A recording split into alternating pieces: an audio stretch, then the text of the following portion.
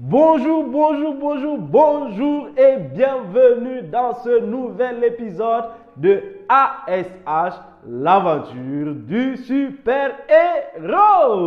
Aujourd'hui encore, je suis très content de vous retrouver comme c'est le cas d'ailleurs depuis 14 semaines que nous sommes ensemble. Aujourd'hui, nous sommes à la 15e semaine. Mes chers super-héros, lorsque sera venu le moment pour vous de quitter cette terre, lorsque vous serez en train de rendre votre dernier souffle, que voudriez-vous que le monde retienne de votre passage sur cette terre? Quelle aura été votre contribution, non seulement pour votre propre épanouissement, mais également dans l'épanouissement des autres? Voici une question existentielle, une question à laquelle John Maxwell nous renvoie à travers cette loi numéro 15 qui est la loi de la contribution. On a l'habitude d'entendre dire que la véritable valeur d'un homme ne se mesure pas à la quantité de richesses qu'il possède, mais plutôt à sa capacité à être là pour les autres. Dans votre chemin vers votre croissance personnelle, mes très chers super-héros, pensez à la contribution que vous pouvez apporter à la croissance et à l'évolution des autres. Pensez à comment est-ce que vous allez partager vos acquis, à partager vos connaissances et tout ce que vous aurez emmagasiné avec les autres. Comme Benjamin Franklin qui se demandait chaque matin à son réveil, quelle bonne action est-ce que je vais accomplir aujourd'hui? Et chaque soir avant de se coucher, quelle bonne action ai-je accompli aujourd'hui? Vous devez vous aussi vous inscrire dans cette initiative, dans cette dynamique de vouloir apporter quelque chose aux autres. Car en vous posant ces questions-là chaque jour, vous allez être beaucoup plus intentionnel dans votre aptitude à accompagner également les autres dans leur croissance personnelle.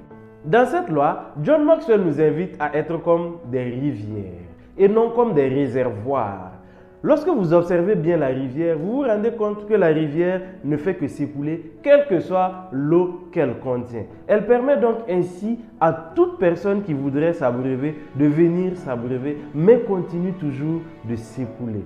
Lorsque vous fonctionnez comme une rivière, vous partagez vos connaissances avec les autres en ayant toujours en tête qu'il y en a suffisamment pour tout le monde. Et c'est d'ailleurs cela qui vous permet de grandir et de continuer de grandir. Le réservoir, par contre, ne fait que stocker la plupart du temps.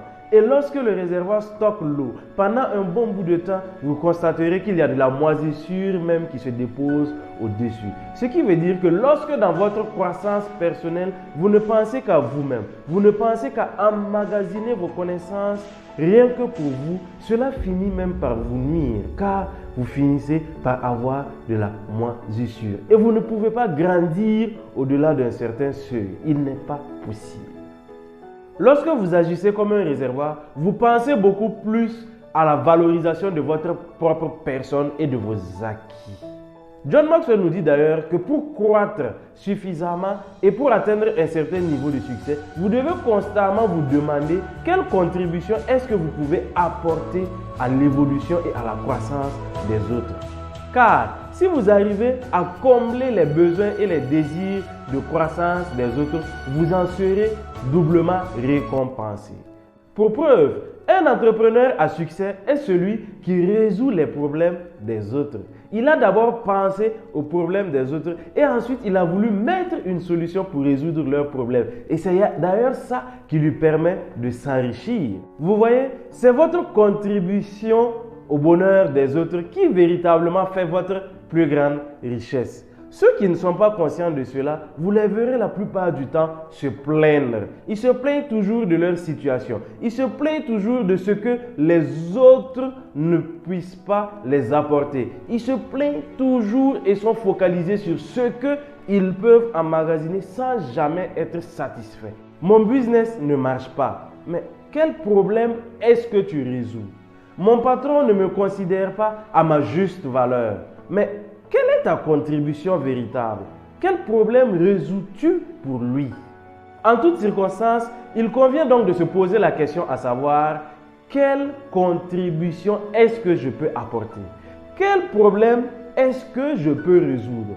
À partir de cet instant, vous pourrez donc réfléchir aux solutions que vous pourrez apporter qui feront de vous une personne, un élément incontournable. Voici quelques suggestions que John Maxwell nous fait dans ce chapitre pour cultiver au quotidien une attitude de contribution. 1. Soyez toujours reconnaissant. Lorsque vous n'êtes pas reconnaissant, vous ne pensez toujours qu'à vous-même. John Maxwell nous dit que les personnes qui ne sont pas reconnaissantes passent leur majeure partie du temps à rechercher d'autres personnes qui puissent les combler, qui puissent les aider, leur donner, leur servir. Vous voyez, tout tourne toujours autour de leur propre personne. Et à chaque fois que les personnes n'arrivent pas à répondre à leurs attentes, ces personnes-là sont dans l'incompréhension totale et se sentent toujours frustrées. 2. Faites toujours passer les autres en premier. John Maxwell nous dit d'ailleurs que la véritable mesure du succès n'est pas le nombre de personnes qui nous servent, mais plutôt le nombre de personnes que nous arrivons à servir. 3. Ne vous laissez pas accaparer par les possessions matérielles. Ici, John Maxwell nous invite à mettre la personne humaine au devant de toute chose. 4. Ne permettez pas aux autres d'avoir une emprise sur vous. John Maxwell nous invite à faire très attention aux relations toxiques. Vous pouvez être avec des gens qui ont l'apparence aimable, bien sûr, qui vous soutiennent, toujours promptes à vous aider. Mais lorsque viendra le moment pour vous de prendre votre envol, de vouloir vous épanouir, de vouloir élargir vos horizons, ces personnes-là sont capables de chercher à vous maintenir bas, juste pour avoir une certaine emprise pour vous. Sachez détecter assez rapidement ce genre de relation et vous en débarrasser. 5. Définissez le succès comme le fait de semer, pas celui de récolter. Mes chers super-héros, rappelez-vous, le bonheur est un chemin et non une destination. À la fin de votre vie, vous serez beaucoup plus satisfait du chemin que vous avez parcouru. Donc des graines que vous avez semées tout au long du chemin plutôt que de la ligne même que vous avez traversée. 6. Focalisez votre attention sur la croissance personnelle et non sur l'accomplissement de soi. L'accomplissement de soi implique le fait de faire ce que j'aime le plus et d'en retirer tous les bénéfices selon John Maxwell. Par contre, en vous focalisant sur votre croissance personnelle, vous allez vous améliorer, vous allez vous découvrir, vous allez explorer votre potentiel et vous serez toujours en train de vouloir repousser les limites afin de déployer votre plein potentiel. Vous allez donc vous mettre à exploiter vos talents et en ce moment-là, l'accomplissement de soi sera inévitable. 7. Continuez de croître pour continuer de donner. John Maxwell nous dit ici, je veux donner, donner, donner et donner jusqu'à ce que je ne puisse plus le faire. Mais pour ça, je dois continuer de croître, de croître, de croître et toujours de croître personnellement pour pouvoir toujours apporter plus aux autres. Sachez, mes très chers super-héros, que le fait de vous développer vous-même aide les autres à grandir. Par contre, si vous arrêtez d'apprendre et de croître, votre influence sur les autres va considérablement baisser. Non seulement vous ne serez plus utile aux autres, mais également votre niveau d'enthousiasme, votre niveau de passion dans la vie va baisser. Mes chers super-héros, c'était la loi numéro 15 de la croissance personnelle de John Maxwell, la loi de la contribution.